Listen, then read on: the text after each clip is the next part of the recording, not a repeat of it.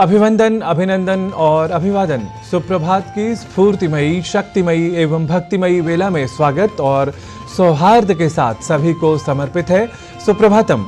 मैं हूं आज सुप्रभातम के अभिनव अंक के साथ नारायण दत्त मिश्र।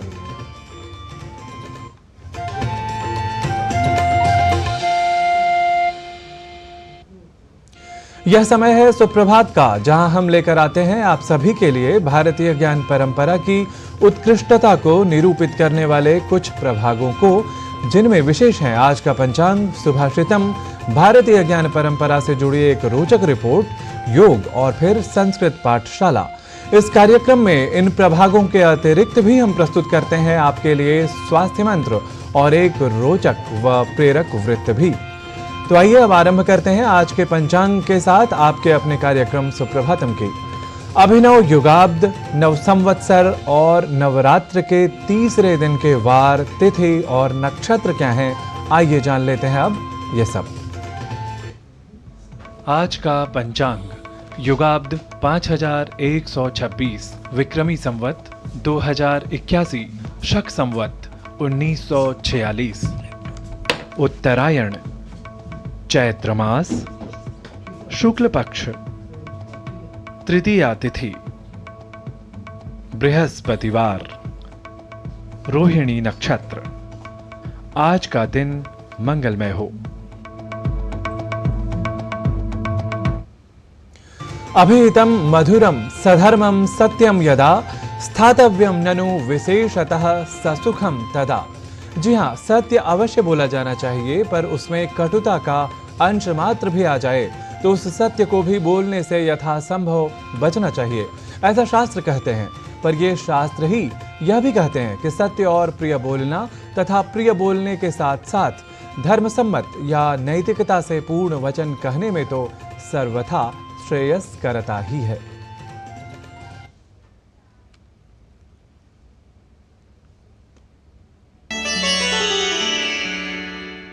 अव्याहृतं व्याहृताश्रेयाहुः,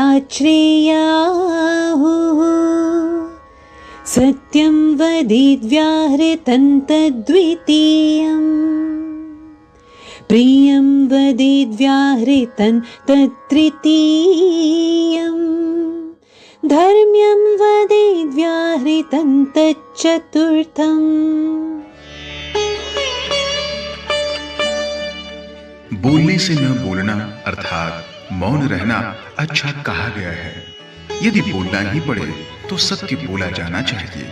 इसी तरह सत्य और प्रिय बोलना तथा प्रिय बोलने के साथ साथ धर्म सम्मत या नैतिकता से पूर्ण वचन कहने को श्रेयस्कर कहा गया है।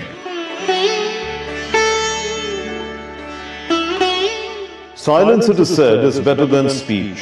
If speak you must, then it is better to say the truth.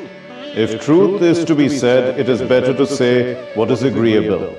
And if what is agreeable is to be said, then it is better to say what is consistent with morality.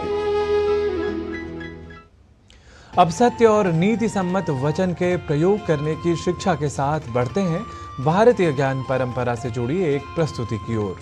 भारतीय संस्कृति में वृक्ष मानव के लिए स्वास्थ्य एवं पर्यावरण के प्रमुख घटक के रूप में माने जाते हैं।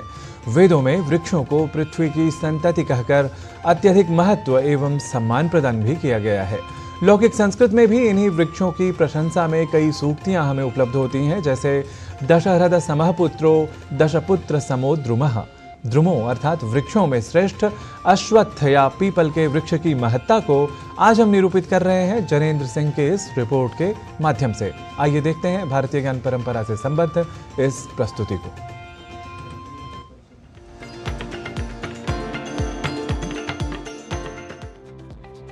भारतीय संस्कृति में वृक्ष मानव के लिए स्वास्थ्य एवं पर्यावरण के प्रमुख घटक के रूप में माने जाते हैं।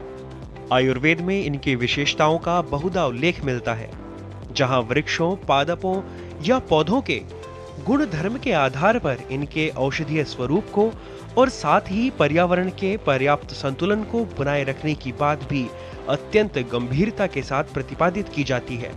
वनस्पतियों की यही गुणधर्मिता एवं उनकी सदुपयोगिता उन्हें देवत्व का स्थान प्रदान करती है। वृक्षों को देवता के समान मानकर उनकी उपासना, अभ्यर्थना की परंपराएं हमारी धरोहर रही हैं। वेदों में वृक्षों को पृथ्वी की संतति कहकर इन्हें अत्यधिक महत्व एवं सम्मान प्रदान किया गया है। सबसे प्राचीन ग्रंथ ऋग्वेद में भूर्जज्ञ उत्तानपदो इत्यादि ऋचा में कहा गया है कि हमारी पृथ्वी वृक्ष से ही उत्पन्न व विकसित हुई है, और उन्हीं वृक्षों में श्रेष्ठ पीपल के वृक्ष के पूजन के पीछे कुछ रोचक धार्मिक कारण भी हमारे शास्त्रों में निरूपित हैं। श्रीमद् भगवद गीता में श्री कृष्ण ने अश्वत्थः सर्ववृक्षाणाम यानी मैं वृक्षों में पीपल हूं यह कहा है। वस्तुतः स्वयं भगवान ने उससे अपनी उपमा देकर पीपल के देवत्व और दिव्यत्व को व्यक्त किया है। शास्त्रों में वर्णित है कि अश्वत्थः पूजितो यत्र पूजिताः सर्वदेवताः, अर्थात पीपल की सविधि पूजा अर्चना करने से संपूर्ण देवता स्वयं ही पूजित हो जाते हैं। और ध्यान देने वाली बात यह है कि अधिकतर वृक्ष दिन में ऑक्सीजन का उत्सर्जन करते हैं और कार्बन डाइऑक्साइड का ग्रहण करते हैं, जबकि इंसानों के विपरीत रात को वृक्ष कार्बन डाइऑक्साइड का उत्सर्जन करते हैं, वे ऑक्सीजन लेते हैं। इन्हीं कारणों से यह कहा जाता है कि रात को वृक्ष के नीचे नहीं सोना चाहिए। लेकिन वैज्ञानिकों के अनुसार पीपल एकमात्र ऐसा वृक्ष है जो 24 घंटे ऑक्सीजन ही छोड़ता है, इसलिए इसके पास जाने से कई रोग दूर होते हैं और शरीर स्वस्थ रहता है। पीपल वृक्ष प्राचीन काल से ही भारतीय जनमानस में विशेष रूप से पूजनीय रहा है। ग्रंथों में पीपल को प्रत्यक्ष देवता की संज्ञा दी गई है। अश्वत्थ अर्थात पीपल को अपने गुणों के कारण संस्कृत वाङ्मय में शुचिद्रुम, बोधिद्रुम, विप्र, मंगल्य, पवित्रक आदि नामों से भी जाना जाता है। जहां सनातन मान्यताओं के अनुसार पीपल को पूज्य मानकर उसे अटल प्रारब्धजन्य कर्मों से निवृत्ति का कारक भी माना गया है, वहीं लोक मान्यताओं के अनुसार इस वृक्ष को अखंड सुहाग से भी संबंधित कहा गया है। लोक परंपरा के अनुसार संतान की इच्छुक स्त्रियां इस वृक्ष की विशेष रूप से पूजा अभ्यर्थना किया करती हैं। मान्यता यह भी है कि पीपल की परिक्रमा करने से जन्म जन्मांतरों के पाप ताप मिट जाते हैं।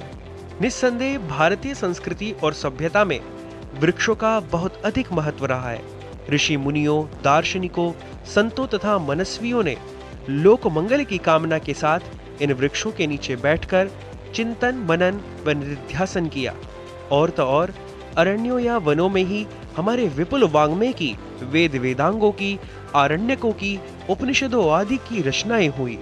भारतीय परंपरा में बौद्ध और जैन साहित्य में भी वन यात्राओं एवं वृक्ष महोत्सवों का सुंदर वर्णन मिलता है। बौद्ध और जैन परंपराओं में वृक्षों को सम्मान की दृष्टि दिखती ही है। आखिरकार बुद्ध को पीपल के नीचे ही बुद्धत्व की प्राप्ति हुई थी, तभी उसे बोधि वृक्ष कहा जाता है। वृक्षों और उस पर भी अश्वत्थ या पीपल के वृक्ष की महनीयता के ज्ञान के बाद अवश्य ही दशहृद समः पुत्रो दशपुत्र समोद्रुमः जैसी संस्कृत वाङ्मयस्थ सुप्रसिद्ध सूक्तियां अत्यंत सार्थक प्रतीत होती हैं। जनेंद्र सिंह की रिपोर्ट, डीडी न्यूज।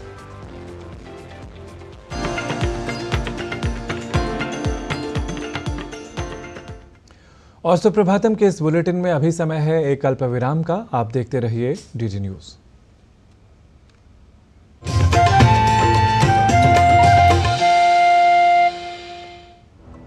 हमारी पीढ़ी को तो वोट के बदले में धोखे ही मिले थे,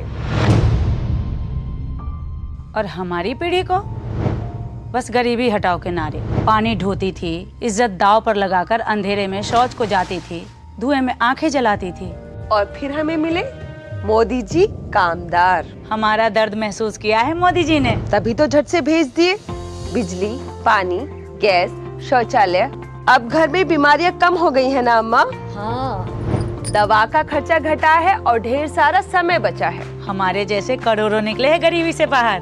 पर मम्मी, भाभी, मोदी जी कहते हैं कि ये तो बस ट्रेलर है, आगे पूरे भारत से गरीबी हटाने की गारंटी है मोदी जी की। और मोदी को जिताना हमारी गारंटी है।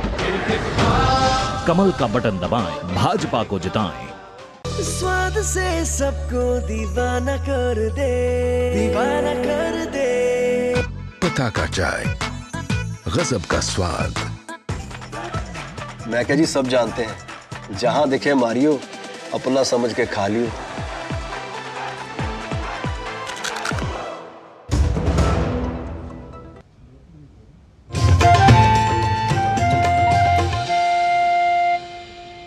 आप सभी का पुनः स्वागत है। अब बात स्वास्थ्य की या स्वास्थ्य मंत्र की। क्या आप जानते हैं कि याद करना तो एक गुण है, पर बीच बीच में कुछ भूल जाना भी एक तरह से या मानसिक स्वास्थ्य की दृष्टि से कुछ बेहतर ही है। जी, पर जब हम इसे भूलने की फ्रीक्वेंसी को यानी उसकी दैर्घ्यता को बढ़ता हुआ अनुभव करें, तब अवश्य हो जाएं सावधान, क्योंकि बढ़ती आयु के साथ एक रोग जिसे पार्किंसन कहते हैं, उसका खतरा ऐसे में बढ़ता चला जाता है, उसकी संभावना अधिक होती जाती है। इसलिए पार्किंसन रोग की जल्द पहचान अत्यंत आवश्यक है। आइए जानते हैं हमारी सहयोगिनी किरण भारद्वाज की इस विशेष रिपोर्ट के माध्यम से कि पार्किंसन रोग के लक्षण व मुख्य रूप से उपचार के विकल्प आज क्या क्या हैं।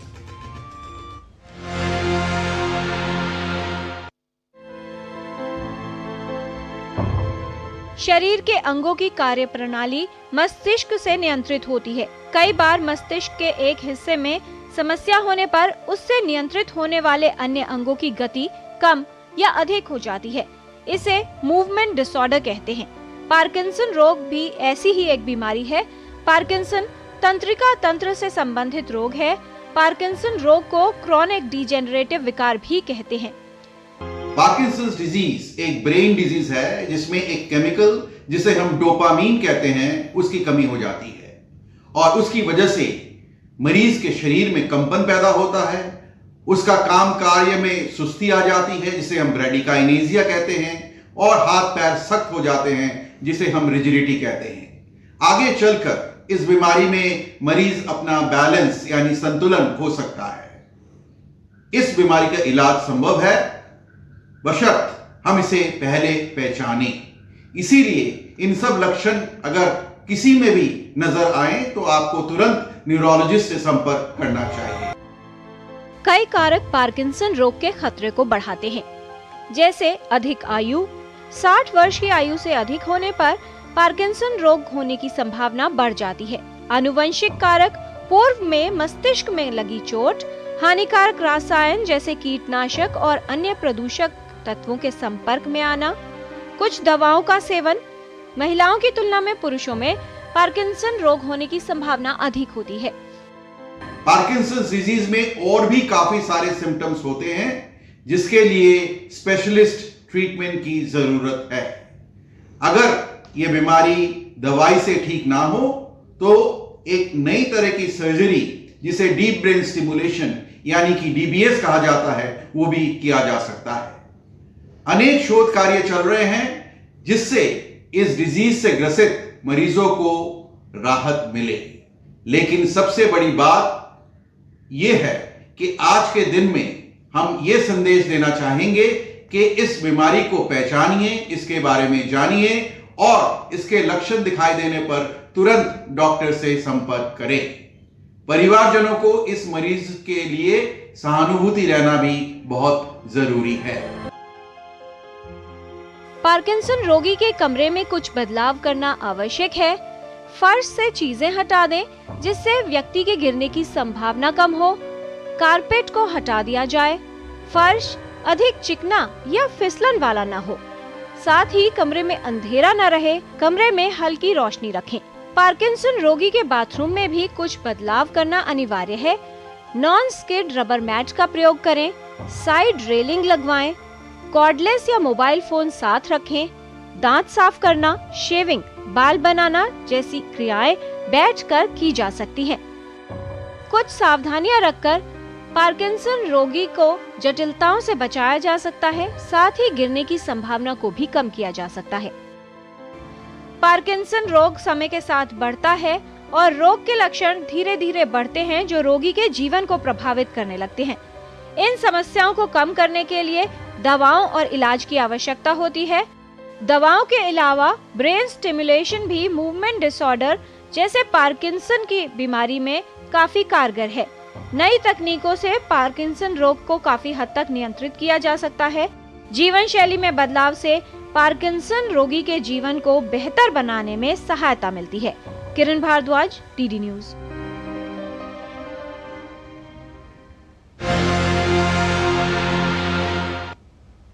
तो स्वास्थ्य और स्वास्थ्य के मंत्र को संपूर्णता देने के लिए अब समय है योग की प्रस्तुति का।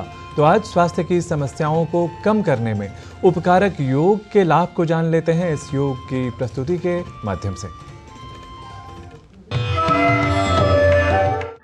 नमस्कार, मैं रोहिणी घोष। आज हम जानेंगे 2 आसन और 1 मुद्रा बवासीर के लिए।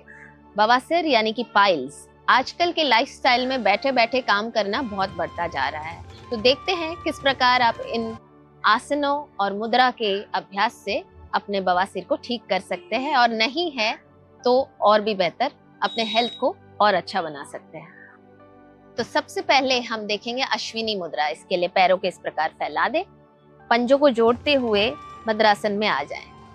फिर धीरे से अपने रीढ़ की हड्डी को सीधा कीजिए, इस प्रकार बैठ जाएं। आंखों को बंद करिए, अपने सांसों पर ध्यान केंद्रित कीजिए। धीरे से अपने ध्यान को अपने एनस यानी कि गूदा द्वार पे लेके जाएं, मल द्वार पर लेके जाएं। अब इसे धीरे से सांस भरिए और अपने गूदा द्वार को कॉन्ट्रैक्ट करिए यानी कि सिकुड़े, और सांस छोड़ते हुए रिलैक्स कीजिए। ये 1 राउंड था। दोबारा सांस भरिए, अपने एनस को मल द्वार को सिकुड़े और सांस छोड़ते हुए अपने मल द्वार को यानी कि एनस को रिलैक्स कीजिए। इस प्रकार 10 बार इसका अभ्यास कीजिए। अभ्यास करते करते आपको ये बहुत अच्छे से आ जाएगा, कोई परेशानी की आवश्यकता नहीं है। दूसरा है पश्चिम उत्तानासन। इसके लिए धीरे से अपने पैरों को फैलाएं, ऐसे बैठ जाएं, हाथों को पीछे ले जाएं और सांस छोड़ते हुए नीचे जाइए और सांस छोड़े हुए 6 सेकंड रुकिए।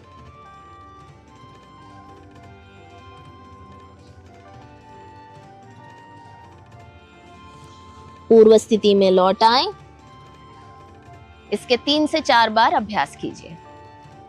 तीसरा है पवन मुक्तासन, जिसे करने के लिए आप इस प्रकार लेट जाए। ये बहुत सरल और बहुत ही प्रचलित आसन है, जिसके नियमित अभ्यास आपको बहुत अच्छे फायदे देंगे। घुटनों को मोड़ लीजिए, धीरे से अपने सीने के पास अपने घुटनों को ले आएं, इस प्रकार पकड़े, सांस छोड़ के इस स्थिति में बने रहे 6 सेकंड के लिए।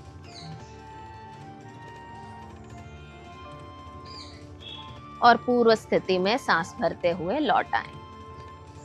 ये था 1 राउंड। ऐसे इसके 3 से 4 राउंड प्रैक्टिस नियमित रूप से कीजिए। तो देखा आपने कितना सरल है ये अभ्यास। इनका नियमित रूप से अभ्यास करते रहिए और फायदा पाएं। और अब बारी है कुछ प्रैक्टिकल टिप्स जानने की हमारी गुरु माँ डॉक्टर हंसा जी योगेंद्र से। नमस्कार। पाइल्स, फिशर, फिस्टुला, ये सब ऐसी चीज़ें हैं कि जहाँ दुखना बहुत होता है, एक जगह बैठे रहने में काफ़ी दबाव आ जाता है और इंसान पेन में रहता है जब भी वो बैठे। इसलिए तो लंबा समय बैठना ही गलत है, चलना या लेटना ज़्यादा सही रहेगा। आपको एक गर्म पानी में थोड़ा सा बैठ जाइए, गुनगुना पानी हो, उसमें बैठकर और वो भाग को टाइट और ढीला करते रहें, उससे बहुत आराम मिलेगा। खाने में ओट्स, चिया सीड्स जैसी चीज़ें खाएं, इसबगोल खाएं, तो वो स्मूथ लाइनिंग को करेगा। बीटरूट को कुक करके उसका पानी पिए, बीटरूट खाएं, उससे बहुत फ़ायदा होगा। तो कोशिश यही सब करनी है हमें और अपने आप को बचाना है उस दर्द से। कॉन्स्टिपेशन अगर नहीं रहेगा तो पाइल्स अपने आप सही ढंग से ठीक होने लगेंगे। बस अपना ध्यान दें। नमस्कार। स्वास्थ्य के संज्ञान के बाद अब समय है संस्कृत के ज्ञान का, अर्थात संस्कृत भाषा सीखने का। संस्कृत पाठशाला में आज की कक्षा में हमारे सहयोगी गवीश द्विवेदी बता रहे हैं क्रियाओं के एकवचन से बहुवचन के संस्कृत स्वरूपों या रूपों को।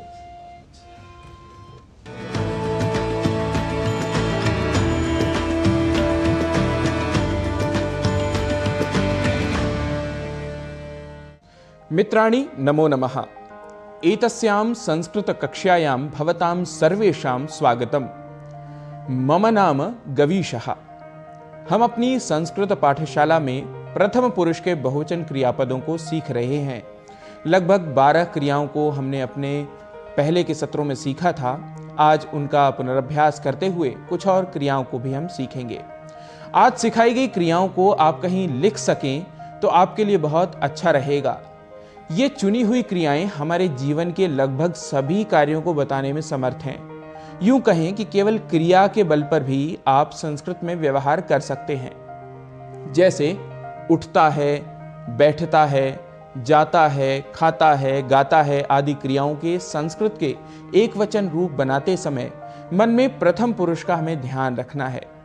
आइए अब कर लेते हैं क्रियाओं के एक वचन व बहुवचन का अभ्यास। क्रिया है नमति। नमति यह एक वचन की क्रिया है। इसका बहुवचन बनाने के लिए ति के स्थान पर अंति यह हमें जोड़ना है, तो बनेगा नमन्ति। नमन्ति अर्थात प्रणाम करते हैं। वदति अर्थात बोलता है। इसका बहुवचन रूप बनेगा वदन्ति। वदन्ति अर्थात बोलते हैं। पश्यति देखता है। पश्यन्ति। पश्यन्ति देखते हैं। पृच्छति पूछता है। पृच्छन्ति। पृच्छन्ति पूछते हैं। गच्छति जाता है। गच्छन्ति। गच्छन्ति जाते हैं। धावति दौड़ता है। धावन्ति। धावन्ति दौड़ते हैं। तिष्ठति बैठता है। तिष्ठन्ति। तिष्ठन्ति बैठते हैं। अटति घूमता है। अटन्ति। अटन्ति घूमते हैं। निंदति निंदा करता है। निंदन्ति। निंदन्ति निंदा करते हैं। क्रिया है हसति हंसता है। हसन्ति। हसन्ति हंसते हैं। पचति पकाता है। पचन्ति। पचन्ति पकाते हैं। क्रीडति खेलता है। क्रीडन्ति। क्रीडन्ति खेलते हैं। गायति गाता है। गायन्ति। गायन्ति गाते हैं। पिबति पीता है। पिबन्ति। पिबन्ति पीते हैं। नयति ले जाता है। नयन्ति। नयन्ति ले जाते हैं। क्रिया है इच्छति इच्छा करता है। इच्छन्ति। इच्छन्ति इच्छा करते हैं। पतति गिरता है। पतन्ति। पतन्ति गिरते हैं। नृत्यति नाचता है। नृत्यन्ति। नृत्यन्ति नाचते हैं। जिघ्रति सूंघता है। जिघ्रन्ति। जिघ्रन्ति सूंघते हैं। ध्यायति ध्यान करता है। ध्यायन्ति। ध्यायन्ति अर्थात ध्यान करते हैं। इसी प्रकार स्मरति स्मरण करता है। स्मरन्ति। स्मरन्ति स्मरण करते हैं। मिलति मिलता है। मिलन्ति। मिलन्ति मिलते हैं। उपविशति बैठता है। उपविशन्ति। उपविशन्ति बैठते हैं। उत्तिष्ठति उठता है। उत्तिष्ठन्ति। उत्तिष्ठन्ति उठते हैं। क्रिया है शृणोति सुनता है। शृण्वन्ति। शृण्वन्ति अर्थात सुनते हैं। स्थापयति रखता है। स्थापयन्ति। स्थापयन्ति अर्थात रखते हैं। प्रक्षालयति धोता है। प्रक्षालयन्ति अर्थात धोते हैं। प्रक्षालयन्ति यह इसका शुद्ध उच्चारण है। मित्रों, यदि आप सच में संस्कृत सीखना चाहते हैं तो यहाँ सिखाए गए इन क्रियापदों को अवश्य कहीं संरक्षित कर लें। इन्हीं के आधार पर हम आगे अलग अलग काल में सभी वचनों में व सभी पुरुषों में वाक्य बनाएंगे। आज की कक्षा में इतना ही। पुनः आप सभी से मिलेंगे अग्रिम कक्षा में। तब तक के लिए नमो नमः। पुनः मिलामः।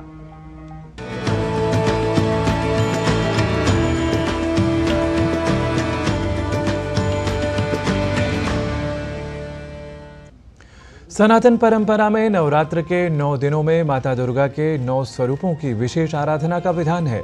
आज चैत्र नवरात्र का तृतीय दिवस है और इस दिन मां दुर्गा के तृतीय स्वरूप चंद्रघंटा की आराधना की जाती है।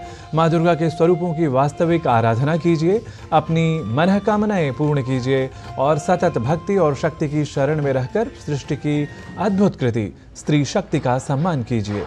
यही नवरात्रों का विशेष संदेश कहा जा सकता है। तो इन्हीं विमर्शात्मक और परामर्शात्मक शुभकामनाओं के साथ आज हम आपको छोड़े जा रहे हैं दुर्गा स्तुति के एक अंश के साथ। मुझे और मेरी टीम को दीजिए अनुमति। नमो नमः।